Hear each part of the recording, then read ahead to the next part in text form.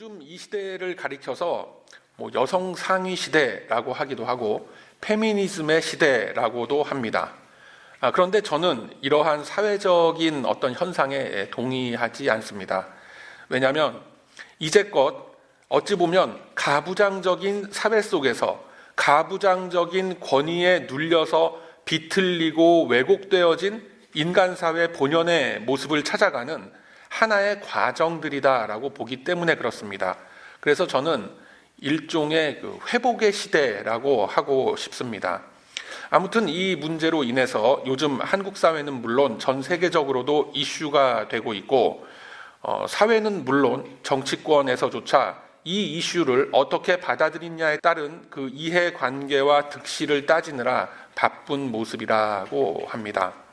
자, 우리들은 페미니즘이나 어떤 마초리즘을 운운하기 전에 창조주 하나님은 어떠한 계획과 뜻으로서 남자와 여자를 만드셨고 왜 우리들에게 가정을 이루도록 하셨는지에 대한 정확한 고찰이 있어야 합니다. 그러한 창조 원리에 대한 이해가 없이 사회적인 또 정치적인 에너지를 낭비하는 모습을 보면서 제가 참 안타까운 그런 마음이 들곤 합니다. 창세기 1장 26절 이하에서 우리 성삼위 하나님께서는 우리의 형상을 따라 우리의 모양대로 사람을 만들어 모든 만물을 다스리게 하자라고 선언하셨습니다. 이러한 하나님의 의도대로 이 땅에 인류가 출현하게 되었고 남과 여로 구분된 인간은 서로를 향하여 사랑하고 돕는 관계로서 가정을 이루도록 하셨습니다. 오늘 우리들이 나눈 본문의 말씀은 바로 이러한 하나님의 뜻대로 지음을 받은 남자와 여자가 가정을 이루면서 어떠한 관계로서 세워져야 하는지, 그리고 궁극적으로는 어떤 목적을 가지고 가정이 세워져야 하는지에 대해서 매우 구체적으로 말씀을 하고 계십니다. 에베소서 5장 1절 말씀의 시작을 보면 그러므로 라는 접속어로 시작을 합니다. 무엇에 대한 내용을 받아서 연결하는가, 이것을 보면 에베소서 4장 32절의 말씀으로서 앞장의 내용을 전부 다 요약한 이런 말씀이 있습니다. 서로 인자하게 대하며 불쌍히 여기고 서로 용서하기를 하나님이 그리스도 안에서 우리에게 행하신 것처럼 하라라는 것을 말씀하고 있습니다. 자, 그렇게 말씀이 이어지면서 하나님의 형상을 닮아가는 거룩한 모습으로 살아갈 것을 설명하시면서 15절 말씀에 보면, 본문 15절 말씀에 보면 또 그런즉 이렇게 연결이 됩니다. 그래서 15절을 보면 이 앞전 1절에서부터 14절, 에베소서 5장 1절에서부터 14절까지의 말씀에 대한 결론을 내리면서 너희의 행함을 조심하여 지혜 있는 자 같이 하라라고 하십니다. 즉 하나님의 형상을 닮아가는 삶을 살아간다라는 것은 서로를 긍휼히 여기며 용서하기를 하나님이 너희를 용서하심 같이 하는데 말씀의 지혜 안에서 행하라라는 것으로서 정리가 되어지는 겁니다. 그러면서 오늘 본문의 말씀이 이어지게 되는데 그리스도를 경외함으로 피차 복종하라라고 하시면서 드디어 가정이라는 울타리를 이루고 유지하는 가장 기초적인 원리를 우리에게 선포하고 계십니다. 그리고 그 첫 일성으로 아내들이여 자기 남편에게 복종하기를 주께 하듯 하라라고 하셨습니다. 사실 많은 여성들이 이 말씀을 굉장히 껄끄럽게 여긴다라는 것을 제가 너무나 잘 알고 있습니다. 이 구절뿐만이 아니라 이 대목과 함께 고린도서에 등장하는 여자들은 교회 안에서 말을 하지 말고 집에 가서 남편에게 물어봐라 라는 그런 구절과 함께 이 많은 여성들이 의문을 좀 품고 있는 이제 그런 성경의 한 대목이기도 합니다. 그런데 이 뒤에 그 구절을 보면 아내들뿐만 아니라 25절의 말씀 보면 남편들아 아내 사랑하기를 그리스도께서 교회를 사랑하시고 교회를 위하여 자신을 주심같이 하라라고 하셨습니다. 그래서 이 어휘에 담긴 의미를 보면 사실 더 무거운 느낌으로 다가오는 것이 남편들에게, 남자들에게 하신 말씀입니다. 자기 목숨을 내놓을 각오를 하고 아내를 사랑하라라는 겁니다. 그렇다면 우리 하나님은 왜 남편들에게는 목숨을 바칠 각오로 아내를 사랑하라라고 하시고 또 아내들에게는 죽게 하듯이 복종하라라는 말씀을 하셨을까요? 이것은 남녀 성별의 어떤 차별의 문제가 아닙니다. 이것은 성경적인 창조 질서, 성경적인 가정 질서를 이루는 방법을 말씀하고 계신 겁니다. 즉, 성도다운 관점과 지각을 갖추라라는 이 전체 문맥 속에서 이해가 되어져야 하는 겁니다. 그렇지 않으면 이 성경 말씀도 어떤 그 유교의 가르침처럼 남존여비, 삼종지도 같은 전 근대적인 이런 그 헛소리 같은 가르침으로 치부되어지기 때문에 성경은 언제나 전체적 의미의 틀 안에서 이해되어지고 그렇게 받아들여져야 하는 겁니다. 자, 잘 들어보세요. 하나님께서 가정을 향해서 복종하라, 목숨을 바칠 각오로 사랑하라 라고 하시는 것은 이것이 바로 가정생활의 평화와 질서를 유지하기 위한 기초가 되면서 예수를 믿고 하나님께 순종하는 삶이라는 것에 대한 가장 중요한 커다란 예시가 되기 때문에 그렇습니다. 앞서 말씀드렸다시피 이 가정이라는 것은 개인이 처음 접하게 되는 사회의 첫 문턱입니다. 가정과 가정들이 모여서 이웃 공동체라는 것을 이루게 되고 그 이웃 공동체들이 모여서 국가와 민족을 이루게 됩니다. 하나님께서 인간을 창조하시고 우리에게 주신 창조 명령, 즉 생육하고 번성하라라는 지상 명령을 이루기 위해서 가장 기초가 되는 사회 구성의 첫 단위가 바로 가정인 것입니다. 이 가정은 남자와 여자의 만남으로 이루어지게 되고 그 안에서 생명이 태어나서 자라나게 되는 겁니다. 즉 남자와 여자가 만나서 가정을 이룰 수 있는 것입니다. 그러면서 처음에는 이 2인 가정으로 시작을 하게 되죠. 그리고 시간이 흐르면서 그 두 사람이 만나서 이뤘던 가정이 이제 3사람이 되고 4사람이 되고 그렇게 되기도 합니다. 그리고 그 가정은 시간이 흐르면서 다시 쪼개지기도 합니다.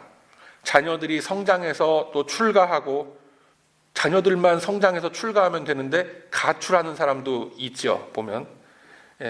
그렇게 또 다른 가정을 이루면서 예전의 가정은 그 시간과 역사 속에서 사라지게 되고 또 다른 그 다음 세대가 그 자리를 메꿔가면서 인류의 역사와 그 속에서 일하시는 하나님의 손길은 계속 이어져 내려가는 겁니다. 자, 그 속에서 가장 중요시 되어야 하는 질서라는 것은 바로 하나님의 형상을 드러내는 건강한 가정을 세우는 일입니다. 하나님의 형상을 드러내기 위해서 우리에게 허락된 가정 안에서 아내는 남편을 따르고 남편은 죽기까지 아내를 사랑해야 하는 겁니다. 여러분, 성경 말씀의 가장 큰 계명이 뭡니까? 이 마태복음, 마가복음, 누가복음에 동일하게 기록이 되어져 있는 말씀이 있습니다. 뭘 것 같습니까? 바로 여기에도 나와 있죠. 여기에는 지금 마가복음 버전으로 나와 있는데 우리는 한번 마태복음 버전으로 찾아보도록 합니다. 마태복음 22장 37절 이하의 말씀에 이렇게 기록이 되어져 있습니다. 예수께서 가라사대 온 마음을 다하고 목숨을 다하고 뜻을 다하여 주 너의 하나님을 사랑하라 하셨으니 이것이 크고 첫째 되는 계명이요 둘째는 그와 같으니 내 이웃을 내 몸과 같이 사랑하라 하셨으니 이 두 계명이 온 율법과 선지자의 강령이니라 라고 하나님 말씀합니다. 하나님을 사랑하는 것과 이웃을 사랑하는 것이 동일하게 언급이 되고 있습니다. 내 마음을 다하고 목숨을 다하고 뜻을 다하여 하나님은 물론 이웃을 그렇게 사랑하라 라고 하는 겁니다. 자, 이웃을 사랑하고 섬기는 모습 속에서 하나님을 사랑하고 섬기는 모습이 훈련되고 보여지기 때문에 하나님은 그렇게 말씀하시는 겁니다. 이게 과연 근거가 있는 말씀인가? 자, 성경 안에서 우리가 근거를 한번 체크해 보도록 합니다. 요한 1서 4장 20절 말씀에 이런 말씀이 기록이 되어져 있습니다. 누구든지 하나님을 사랑하노라 하고 그 형제를 미워하면 이는 거짓말하는 자니 보는 바 그 형제를 사랑치 아니하는 자가 보지 못하는 바 하나님을 사랑할 수가 없느니라 라고 말씀합니다. 이게 지금 고어체로 문어체로 지금 기록이 되어 있기 때문에 아주 쉬운 말로 제가 설명을 하자면, 누구든지 하나님을 사랑한다라고 하면서 바로 자기 옆에 있는, 자기 눈앞에 보이는 이웃을 사랑하지 못하면 그거 다 새빨간 거짓말이다라는 거예요. 여러분, 한 믿음 안에서 남편에게 순종치 못하면서 하나님께 순종한다라는 그런 말 거짓말입니다.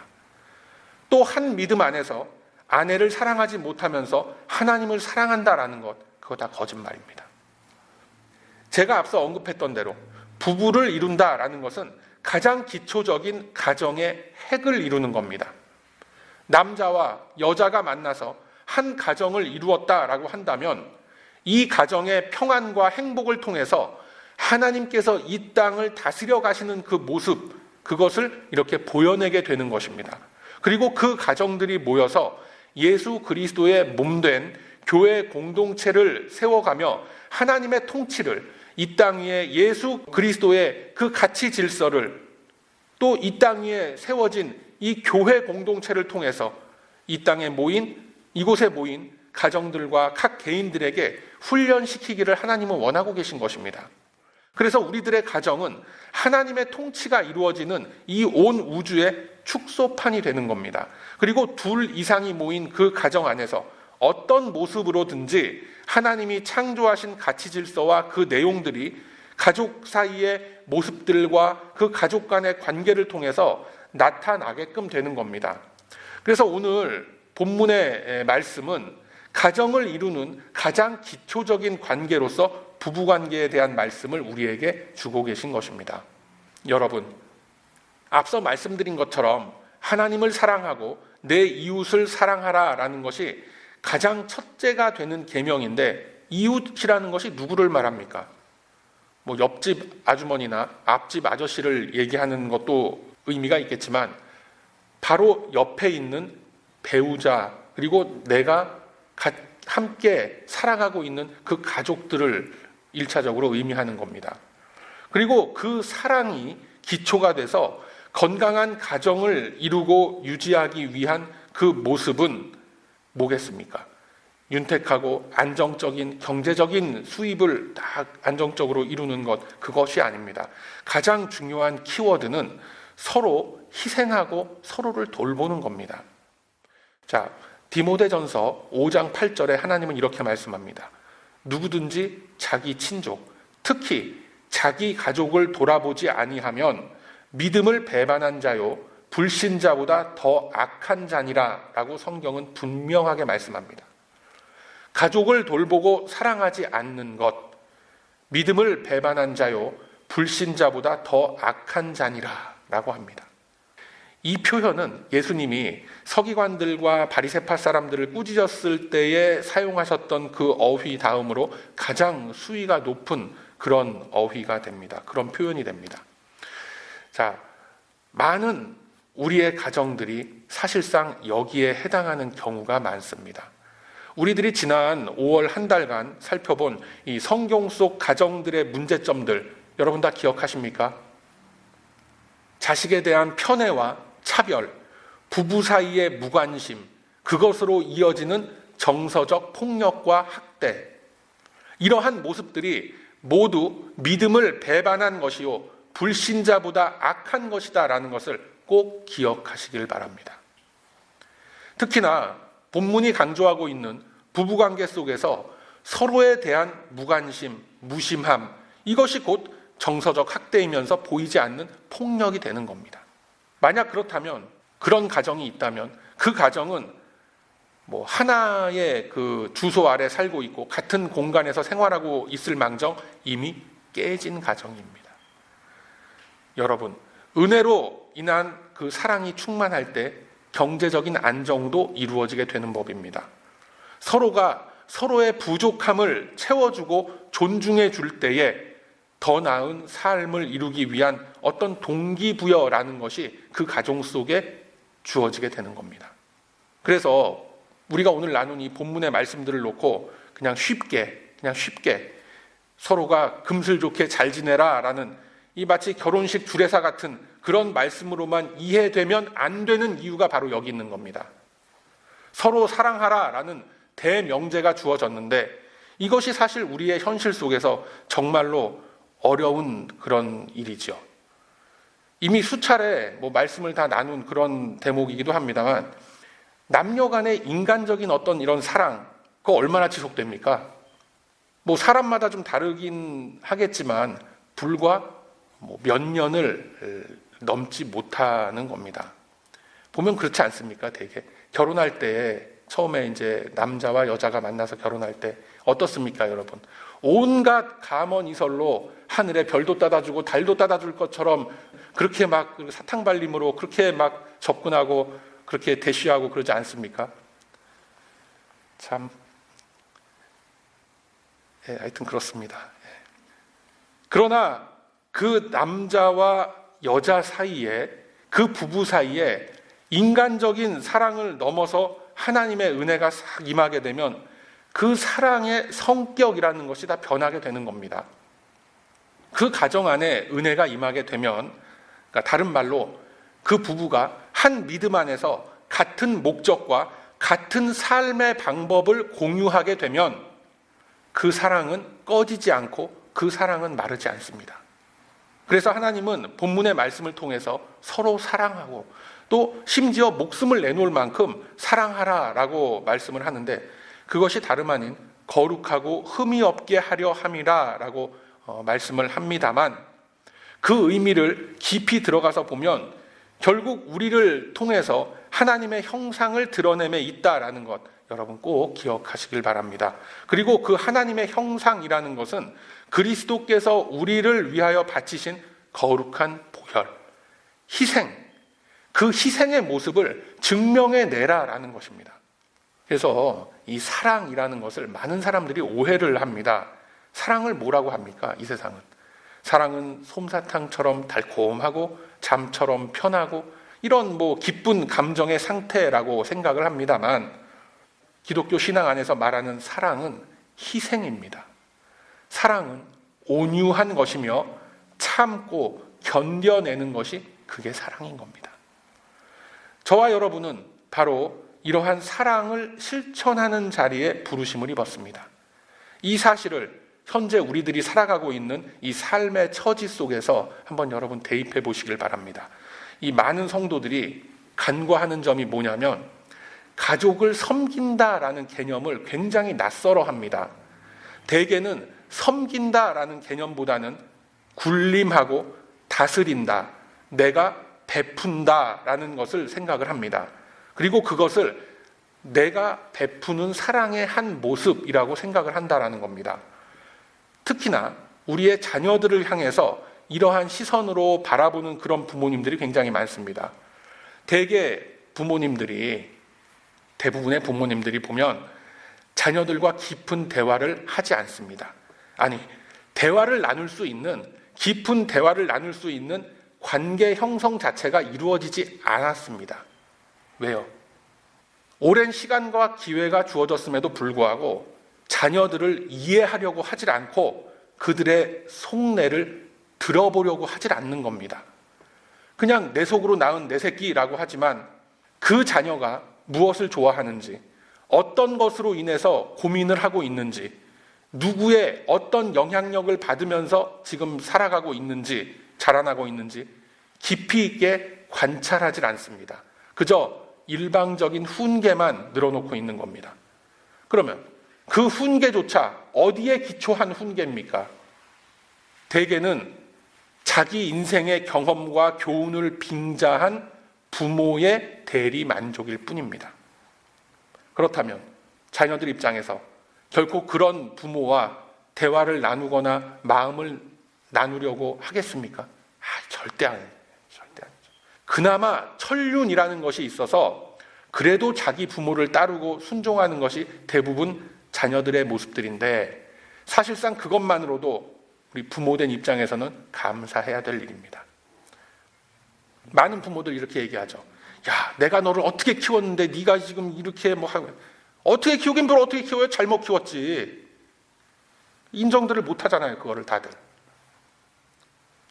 많은 부모들이 자녀를 양육하는 것이 아니라 눈에 보이지 않게 그 자녀를 단절이라는 벽 속에 가둬놓고 어쩌면은 정서적인 폭력과 정서적인 학대를 가하고 있는 겁니다. 객관적인 눈으로 싹 그 가정들을 보면 다 드러나는 거예요.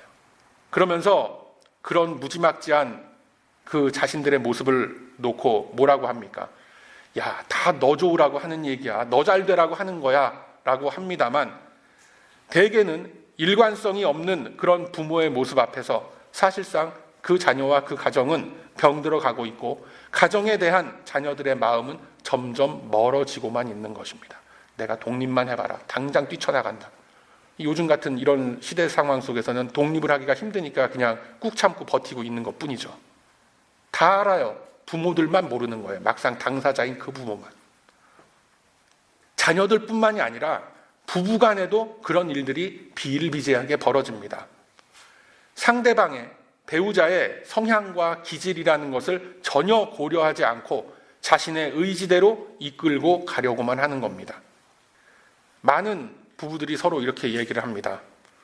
사랑하는 사이라면 무조건 나에게 내가 원하는 대로 나의 필요와 요구를 맞춰주고 채워줘야 되지 않는가? 그게 사랑 아니냐라고 상대방에게 요구를 하는데 그 반대로 생각하고 행하는 부부는 그렇게 많지가 않습니다. 참 제가 오늘 이 말씀을 준비하면서 제 스스로도 많은 회개를 했었던 이제 그런 부분이기도 합니다. 여러분, 제가 부부싸움을 할 것 같습니까? 안 할 것 같습니까? 많이 하죠. 저도 많이 하죠. 항상 괜히 잘못 시비를 걸었다가 많이 당하고 이제 그렇게 하긴 하는데 부부싸움을 대체로 어떤 그 계기로서 부부싸움을 하게 됩니까? 조국의 미래와 민족의 미래를 위해서 세계 거시경제의 흐름에 대한 견해의 아주 미묘한 차이로 인해서 디베이트를 하고 부부싸움을 하는 그런 경우가 우리 안에 있습니까? 없죠. 대개는 아주 사소한 것들, 아주 진짜 이건 어디 내놓고 말하기도 참 부끄러운 그런 것들로 그걸 합니다. 왜 로션 뚜껑을 안 닫았고 하느냐? 에? 왜 바닥에 그 머리카락 그거를 왜 안 주웠느냐? 왜 치약 뚜껑은 또 어떻게 그렇게 짜서 그냥 이렇게 놔두느냐? 왜 내 칫솔하고 자기 칫솔을 바꿔서 이렇게 꽂아놨느냐? 왜 내가 쓰는 수건을 사용을 했느냐?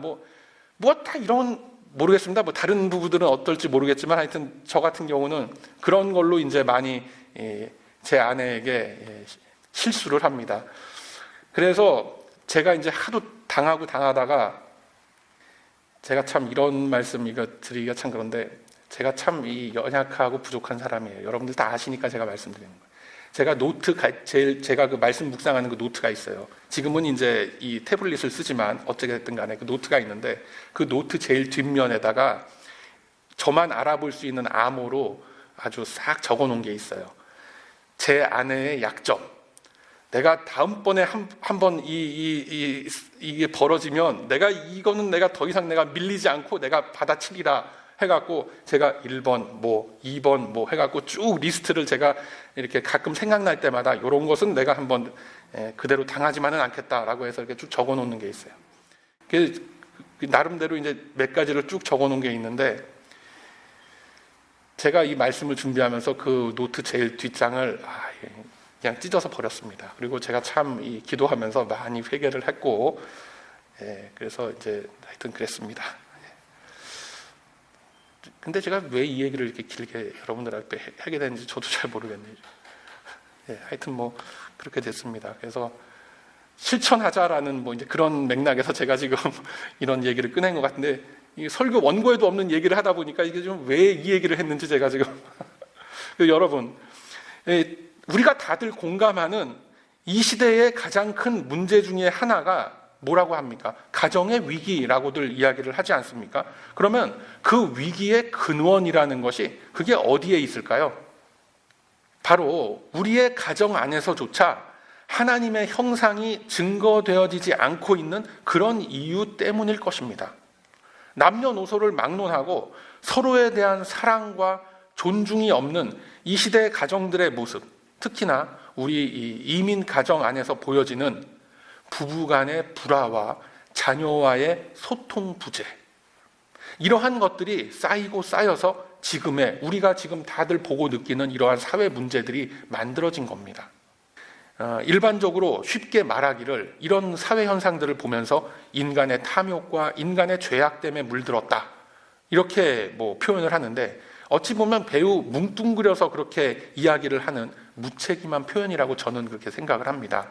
자, 우리 안에 하나님의 사랑이 없는 것이 이유입니다. 그것이 첫 번째 이유인 거예요. 은혜로 인한 사랑이 없기 때문에 우리는 연약했고, 우리는 부족했었고, 또 여전히 부족한 겁니다. 참지 못하고, 존중하지 못하고, 먼저 이해하려고 하질 않는 겁니다. 한번 생각해 보세요. 가정이 항상 분열되어 있고 부부 사이에 어떤 불안감이 감돌고 있다면 그런 환경 속에서 자라난 자녀들이 어떤 생각과 어떤 가치관을 가지고 살아가겠습니까? 언제나 냉랭하고 싸늘한 감정이 오고 가는 그런 모습 속에서 풍요로움에도 불구하고 노년층의 고독이라는 것이 찾아오고 감각적인 쾌락만을 쫓는 젊은 세대의 이기적인 그런 모습들이 다 비추어지는 겁니다. 이러한 문제들의 밑바닥에는 결국 사랑이 없이 하나님의 창조 섭리와 지상 명령에 대한 아무런 책임을 지려고 하지 않는 우리 성도들의 일그러진 모습이 있었다라는 것을 우리는 직시할 수 있어야 하는 겁니다. 제가 얼마 전에 읽은 책에서 본 내용인데, 어떤 미래학자가 말하기를 이제 결혼을 한다라는 것은, 그러니까 가정을 꾸린다라는 것은 매우 기독교적인 종교 행위가 될 것이다 라고 주장하는 어떤 그 논문의 한 그 일부분을 보고 제가 아주 충격을 받은 적이 있습니다. 이제까지 기성세대가 해왔고 누려왔던 것과는 전혀 다른 문화적 사고를 가진 젊은이들이 점점 늘어나고 있다라는 겁니다. 동거는 해도 결혼은 하지 않겠다. 자녀를 낳는 것은 나의 의사에 따른, 나의 인권에 따른 일이지 사회적인 책임과 의무, 더군다나 성경적인 삶의 방법은 더더욱 아니다라고 주장하는 사람들이 점점 늘어나고 있다는 겁니다. 그래서 그 속에서 가정을 세우는 일은 매우 기독교적인 독특한 일이 될 것이다라는 그런 주장을 접하면서 제가 참 많은 생각을 하게 됐습니다. 이제 시간이 지나면 지날수록 세상은 점점 어두워져 가고 우리들이 보편적인 가치라고 여겼었던 일들은 과거의 역사 속으로 사라지는 일들이 점점 우리 안에 많아지게 될 것입니다. 자, 이러한 세상 앞에서 저와 여러분 깨어 있어야 합니다. 우리 안에서만이라도, 내 가정과 우리들의 이 공동체 안에서만이라도 하나님의 거룩한 희생과 그 인내함과 그 사랑이 회복되기를 소망합니다. 사랑하는 우리 배단위 가족 여러분, 오늘 본문의 말씀을 통해서 하나님께서 이 시대의 가정들에게 주시고픈 그 음성을 여러분 들으실 수 있겠습니까? 어떤 분들 혹시라도 나는 사랑할 대상이 없고 순종할 대상이 없다, 이렇게 여기시는 분들이 계십니까?